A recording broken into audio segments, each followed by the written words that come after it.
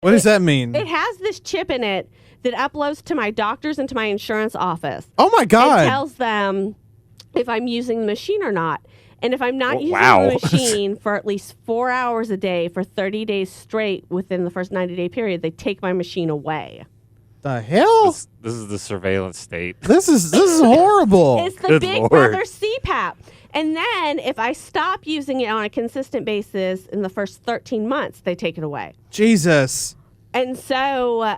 can't you tell your doctor, hey, this falls off sometimes when I'm asleep at night? Yeah, but that's not an excuse. And so, yes, it is. What my doctor says is because you get a report when you wake up, you can check your sleep report and see how long it clocked you as wearing it.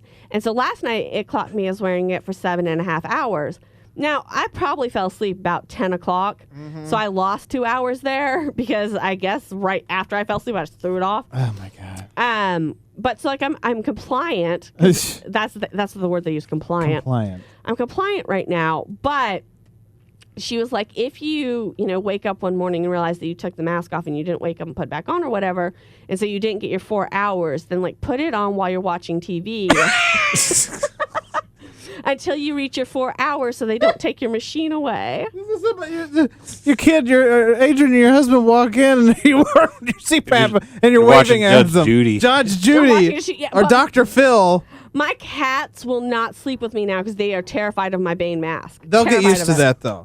Because my parents' cats would always sleep with them, and then he got the CPAP, and they were like, at first, and then they were like, screw it, and they got used to it. The machine doesn't make any noise. No, it doesn't. The machine I have doesn't make any noise. Neither does my dad's. Tattletale machine.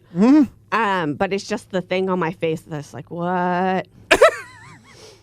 I'm here. That's just letting people know. Does it make you look like Bane, or does it make you look like Snuffleupagus with like a hose coming down it? Probably more Snuffleupagus. Makes my dad look like Darth Vader when he puts his on. Well, I don't have the one that goes over the nose. It's under the nose and just around the mouth, so it's very much more Snuffleupagus. Yeah. Snuffleupagus. See, he's got the full, he's got an oxygen mask on. Yeah, no, I couldn't do that one. He looks like he's in a fighter jet. That's what he looks like. If only he had a helmet.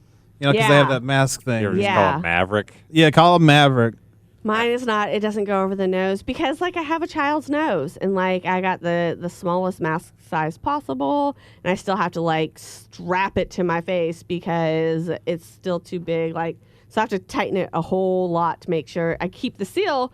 Because if I don't have the seal on, I don't get my credit for wearing it. And they'll take it away. What? And I'm like, you realize they told me I'm going to die, right? Yeah. I need this. Don't take it away. That's so stupid. And what's worse, though, is you'll have to get a cleaner for it. And that's $300. That was a Christmas present from my dad one year. A cleaner for it. Mine doesn't need the cleaner. Because my insurance is, pretty sweet. Once a month, they replace certain parts. Once every 3 months, they replace other parts. And once every 6 months, they replace other parts. Oh. And then every 2 years, you can get a new machine if you need a new machine. Now, that's a setup right there. Yeah. So, granted, they monitor your every move. Yeah. With it, yeah. But, I mean... You don't have your CPAP machine on. I'm in the car. I know. But, I don't have to order anything. They just send me all the stuff that I need because, they change out all the pieces. And so all I have to do is, when I wake up in the morning, wipe out the mask part with a baby wipe, a sensitive baby wipe. And then once a week, wash the tube out with, Dawn dishwater. Okay. That's not a bad deal at all. Because then, by the time it gets really gross, they send me a new one. Yeah. That's amazing. Mm-hmm. I'm waiting for I wonder if my dad knows that that can be a possibility for him. Call his insurance. Maybe it's not. I don't know. Yeah, call the insurance, man. Hey, Blue Cross Blue Shield, Tennessee. What's up? I have United Healthcare through the school, though. Okay, yeah. And I mean, it's pretty bomb insurance. Mm-hmm. Calling you out, Blue Cross. I'm waiting for the day you have a 1984 moment with your CPAP, though. And you hear a voice call out, "You're not wearing your CPAP." Yeah, I know, right? I'm taking a dump. Leave me alone. Right. You only wore it for 15 minutes tonight. What's going on? It's I had to I'm go pooping. I'm so sorry I had to, but... I'm at work. I'm at school. I'm trying to live again, so... Don't die. Yeah, dying's not fun. No. But they got me the CPAP. This is good news, at least. 7.5 hours is a pretty good first day start, I think. Not bad at all. We'll take 7.5 hours. Mm-hmm. And maybe you won't have to sleep 14 hours to feel rested. Maybe. That would be wonderful news. That would be great. That's why I'm curious to see if in like 2 weeks, because I mean, it's not like immediate. I've known some people who said, "Oh, I used it the first night, and felt great." I mean, I woke up feeling like I did. That's rare. You know, when you have like a regular good sleep, I guess. Yeah.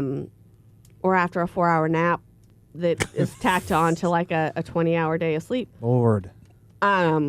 So we'll just have to see. Wait, you felt like that after the first day? Mm-hmm. Like basically a 24-hour sleep? You basically, yeah. So that sounds like it's working great. Sounds like it's a wonderful time. But I just have to wait and see for like in 2 weeks because this is supposed to be the miracle thing to fix me. Yeah. But we'll see because like there's probably a downside, kind of like the snot balls that nobody told me about with my allergy shots. And then I have to start my IgE shots, which is like a bio thing to help with my asthma. So I'm just like, a 90-year-old. You really are. What happened to you? And the head meds and all that. Yeah. What happened to you? I went to go visit, friends and family this past weekend.